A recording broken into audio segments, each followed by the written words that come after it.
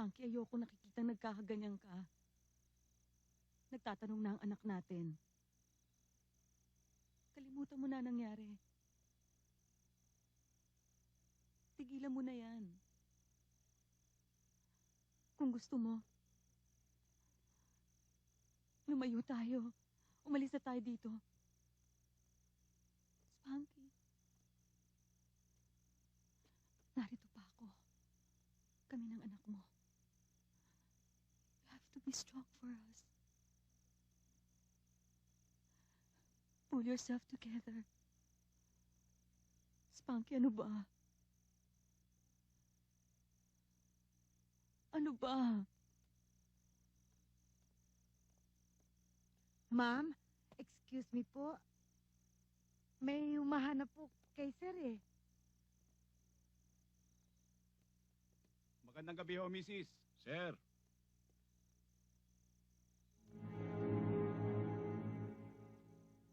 Ano na naman ang kailangan ninyo? Hindi ba nyo kami titigilan?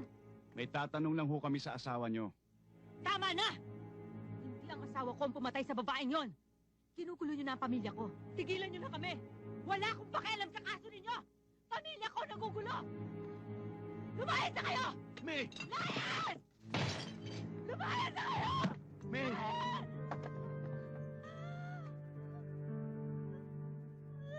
May!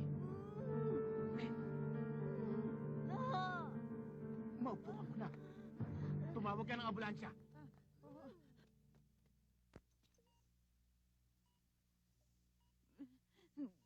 Sige, Mrs. Ire. Ire. Yan.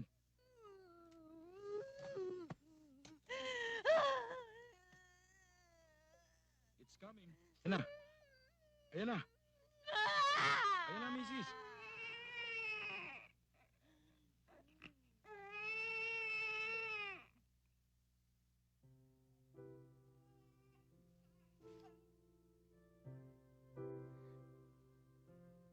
Kamukha mo. Nakuha yung hugis ng mukha mo. Junior mo.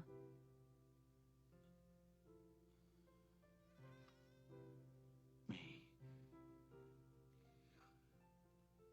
Magbabagong buhay tayo. Magbabagong buhay tayo. Magpalakas ka kagad. Lalayo tayo. 5!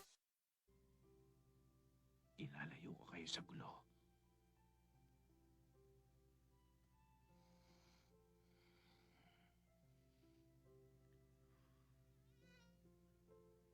Baby.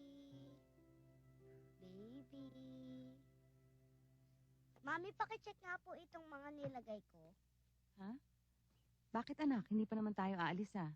Diba sabi mo pupunta tayo sa Amerika kila Lola? Oo nga. Eh, baka kasi may nakalimutan ako eh. Denise. Sasama ako. Pupunta tayo kila Lola sa Amerika, diba? Mami, baka hindi mo na ako love. Si Junior na lang palagi inaalagaan mo. Akin na nga. Halika nga dito. Ikaw talaga. Nagtapo pa tong baby ko.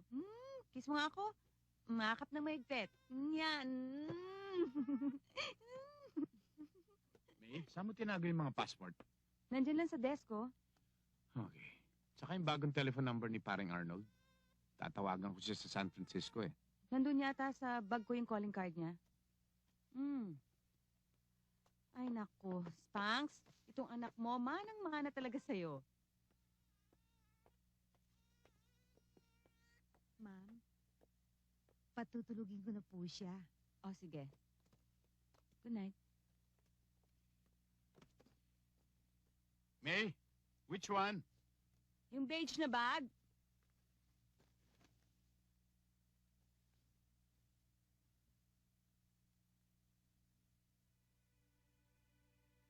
Spunky?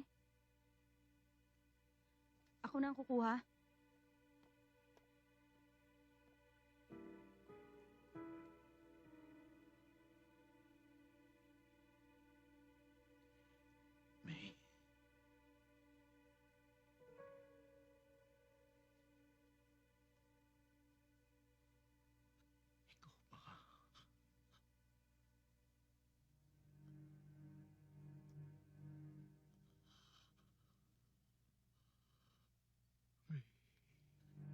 Niloloko ka lang niya.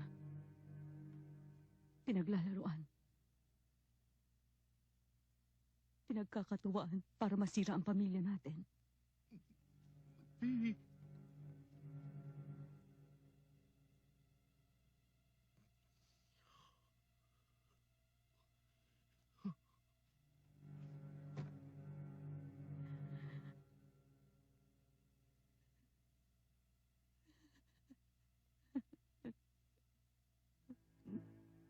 Nabigla ako.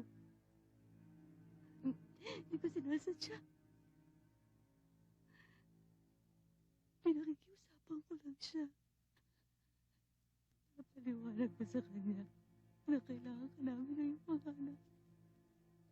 Ayoko may mangyayari sa atin.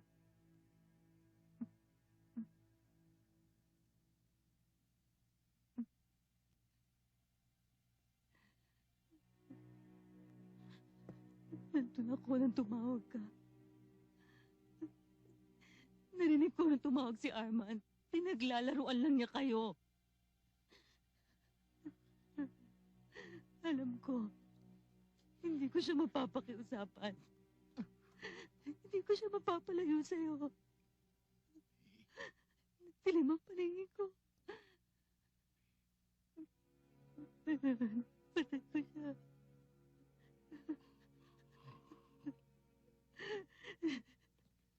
Hindi ko sinasadya.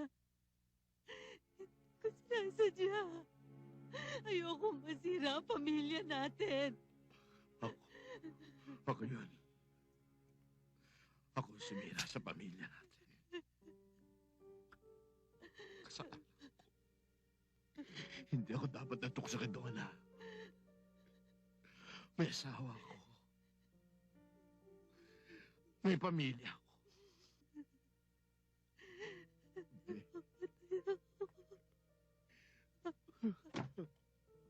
Dahil sa pagmamahal mo sa amin, nakawawi. Ako ang dapat sisihin. Kasalanan ko. Patawarin mo ko, May. Patawarin mo ako.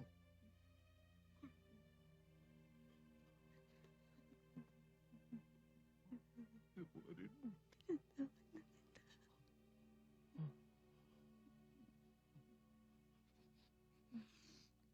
Kalimutan na natin lahat. Huwag na natin pag-usapan ito. Lalayo tayo. At hindi na tayo babalik. Hindi na mangyayari ito. Pinapangako ko sa'yo. Hindi na mangyayari ito.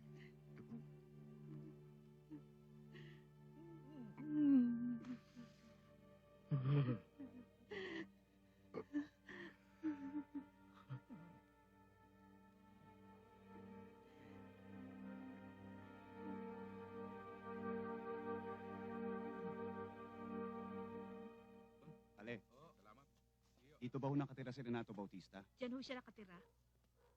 Eh ano ho ba yun? Security guard ka ng Pacific Place Condominium, di ba? Oo. Meron lang kaming gustong tanungin sa'yo. Kayo na ang bahala sa office. Okay? Ifa-fax ko lahat ang mga instructions ko. Pagdating ko doon. Oo. Kapag may tumawag sa amin, sabihin nyo nasa States, nagbabakasyon. Kapag tinanong kung kailan ang balik, sabihin nyo hindi nyo alam, okay? Darating dito mamaya ang tiya ko si Mrs. Delgado. Galing pang probinsya yon. Sasamahan niya kayo habang wala kami dito. Linisin nyo yung guest room ha, para sa kanya. Halika na, halika na. Matatraffic tayo. Uy, ikaw magpapakabait ka dun ha. Huwag mo akong kakalimutan ha. Susulat ka sa yaya ha. Magandang hapon ho, Mr. Evaristo. Iyakat mo muna mga bata. Bakit, Mami? Denise, sumama ka. Ano na naman ang kailangan ninyo? Mukhang malayo ang pupuntahan nyo Ano bang pakialam nyo? Magbabakasyon lang kami. Masyado nang maraming gulong nangyayari dito. Kailangan lang namin ng konting katahimikan. Sana naisip nyo na yon. Na talagang magugulo ang katahimikan ng buhay ninyo. Nung makipagrelasyon kayo kay Miss Pascual. Ilang beses ko na ba sinabi sa inyo? na profesional lang ang relasyon ko sa kanya.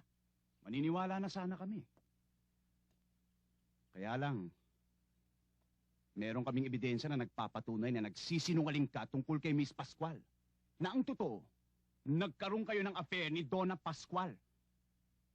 May warrant of arrest ho kami, Mr. Evaristo. Kailangan sumama kayo sa amin sa opisina.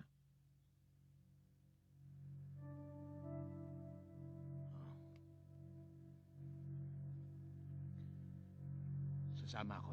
Huwag, Spunky. Ikukulong ka nila. I know. Bitiwan mo siya! Hindi siya pumatay! Hindi siya! Sandali lang. Kakausapin ko lang siya. Hayaan niyo lang ako. Kaya ko na to. Umalis na kayo ng mga bata. Susunod na lang ako. Hindi kita maiiwan. Wala kang kasalanan. Wala silang mapapatunayan laban sa akin. Hindi ikaw ang dapat makulong. Ako. Ipagtatapat ko na sa kanila. Hindi ka magsasalita. Hindi ka matatakan. Aksidente nangyari.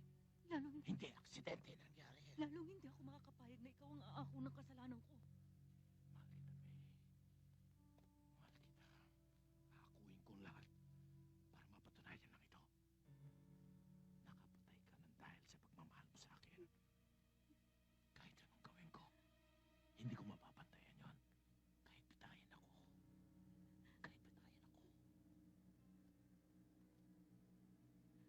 Sa'yo mas may kinabukasan ng mga bata.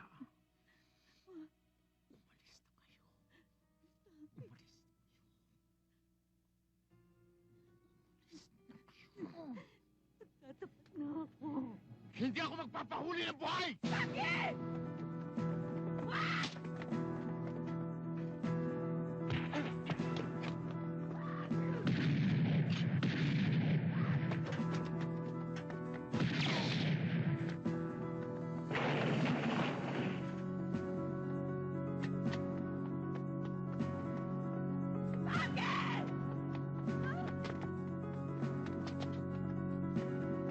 Tingin!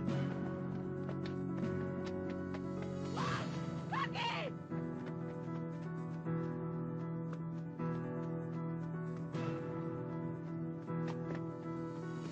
Tingin!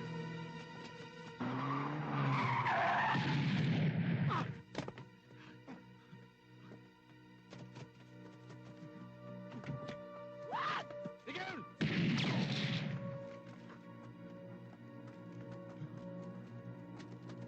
Diyan ka lang! Bitaw mo yan!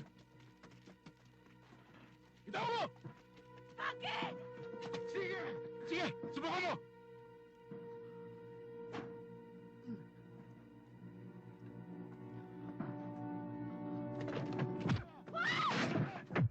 Wag! Tama na!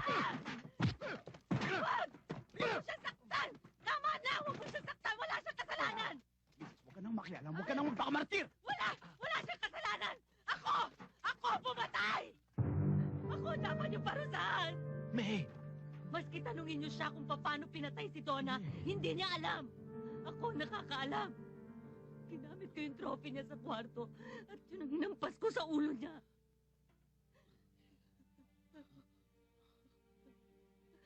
Ako ang dapat niyo hulihin.